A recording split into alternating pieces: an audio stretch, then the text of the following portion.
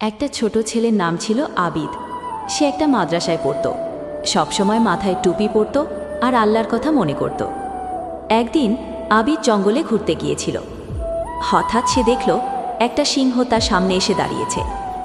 সাধারণ মানুষ হলে হয়তো ভয়ে পালিয়ে যেত, কিন্তু আবিদ জানত যে আল্লাহর উপর ভরসা করে, আল্লাহ তার হেফাজত করেন।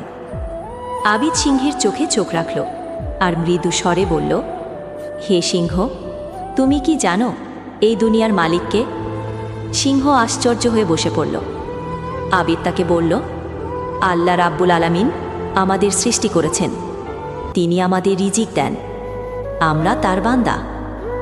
সিংহ মনোযোগ দিয়ে সব শুনল। তারপর সিংহ আবিদকে পিঠে তুলে নিল। আবিদ সিংহের পিঠে চড়ে জঙ্গলের মাঝে ঘুরে ঘুরে আল্লাহর কথা বলল।